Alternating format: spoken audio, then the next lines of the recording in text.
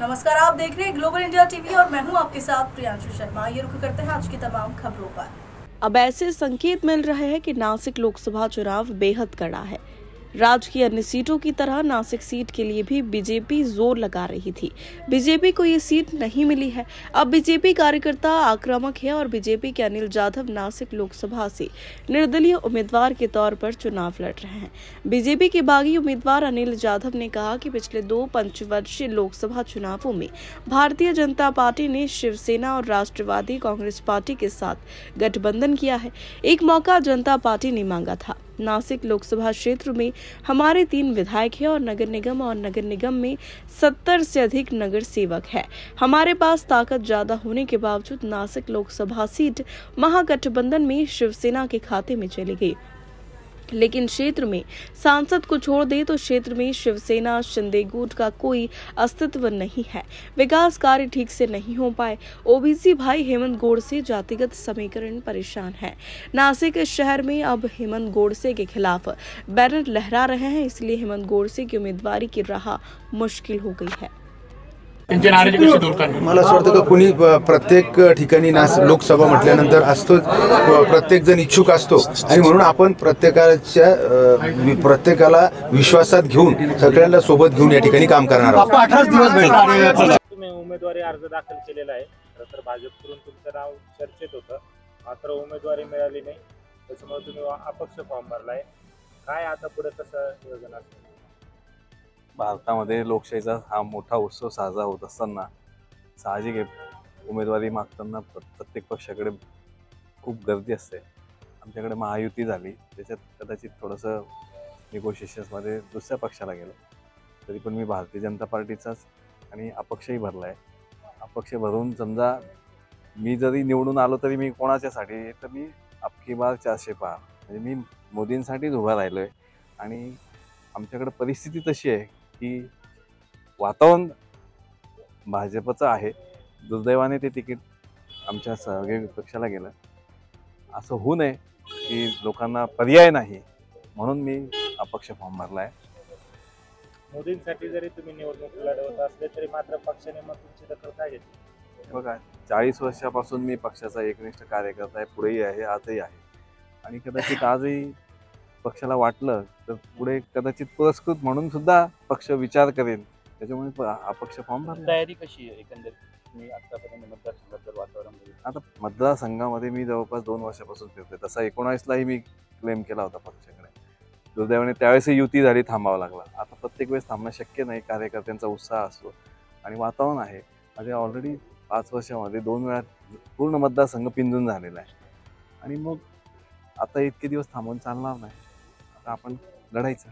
काही तुम्हाला या संदर्भात काही येत असतात। आता बघा, पक्षाचं काम आहे की पक्षाच्या विरोधात फॉर्म भरणं नको, कदाचित पक्षाला नंतर वाटलं की बाबा आपला हा उमेदवार योग्य आहे, कदाचित पक्ष पाठिंबा पण देईल, आम्ही आशावादी आहोत। पण पक्षाने आता तसे काही संकेत दिलेले आहे? बघा, ह्या काही सगळ्या गोष्टी एकदम लगेच ओपन होणार नाही, आता सुरुवात झालेली। कोण उमेदवार टिकतात, कोणाची काय परिस्थिती आहे ते बघून पक्ष ठरवत असतो, वातावरण बघून ठरवत असतात। नासिक लोकसभा है, ये महायुति में भारतीय जनता पार्टी का क्लेम यहाँ पे था। बीजेपी के 3 आमदार यहाँ से हैं, एमएलए हैं, करीबन 100 के ऊपर हमारे नगर सेवक चुन के आए हुए हैं और हमारा कार्यकर्ता बूथ तक के कार्यकर्ता की टीम हमारी बीजेपी की तैयार है।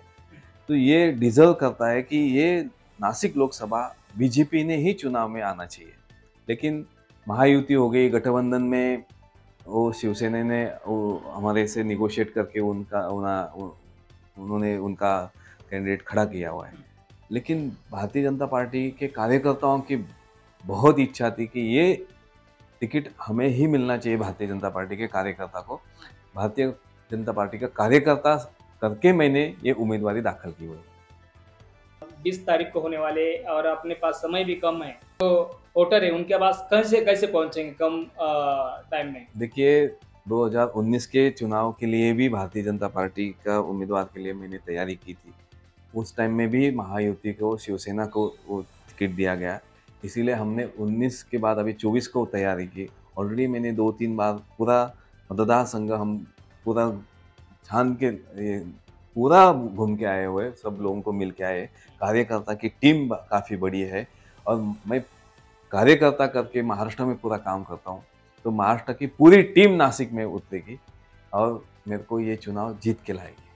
अगर वरिष्ठ जो बीजेपी के वरिष्ठ जो नेता है उन्होंने अगर आपको कह दिया कि रुक जाओ, तो आप रुकने वाले हैं या चुनाव लड़ने वाले हैं? देखिए, ये पार्टी के नेताओं को ये पहले भी बात बताई है कार्यकर्ताओं ने कि ये नासिक लोकसभा बीजेपी का उम्मीदवार चाहिए और हमारे पार्टी के नेताओं ने बहुत कोशिश की कि गठबंधन में ये टिकट बीजेपी को मिलना चाहिए। दुर्भाग्य से वो शिवसेना को गया, तो कार्यकर्ताओं की बहुत प्रेशर है, ये चुनाव हमने लड़ना ही है, इसीलिए ये चुनाव कैसे भी करके हम भारतीय जनता पार्टी के कार्यकर्ताओं के लिए और बाकी सब नासिककरों के लिए हम ये चुनाव लड़ेंगे और जीतेंगे। क्या आप निर्दलीय रहेंगे या बीजेपी आपको साथ देगी?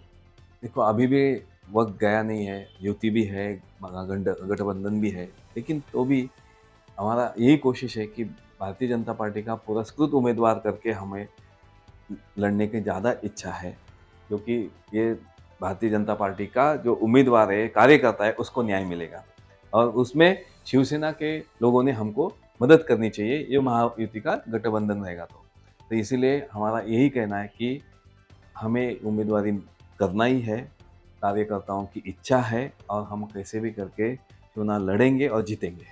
क्या आपको लगता है महायुति के जो उम्मीदवार है हेमंत कौर सिंह, उन्होंने उनकी उम्मीदवारी पीछे लेनी चाहिए?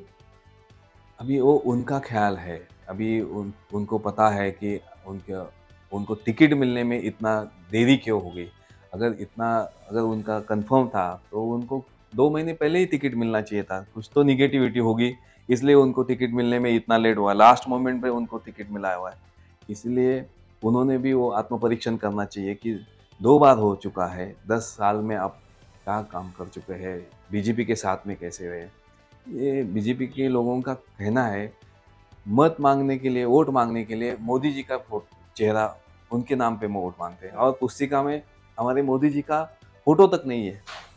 ये कौन सा है गठबंधन है? अभी ये राष्ट्रवादी भी हमारे साथ में आ गई है। राष्ट्रवादी के जो नेता है, ओबीसी नेता है छगन भुजबल जी, उनको ओबीसी के वोट चाहिए, लेकिन उनका फोटो नहीं चाहिए। ये कैसा हो सकता है? इसीलिए उन्होंने अभी आत्मपरीक्षण करना चाहिए कि भाई बीजेपी आपके पीछे पीछे भागते रहेंगी, ऐसा नहीं होगा। बीजेपी का कैंडिडेट है, अभी ऑप्शन दिया हुआ है बीजेपी का, तो मैं वो ऑप्शन करके आया हूँ, तो सब कार्यकर्ता मेरे साथ में रहेंगे, नेता भी मेरे को सपोर्ट करेंगे, तो बहुत ही अच्छी बात है। और शिवसेना भी हमारे साथ में आ गई तो हमारा चुनाव जीतना कुछ मुश्किल ही नहीं है, हम जीतेंगे।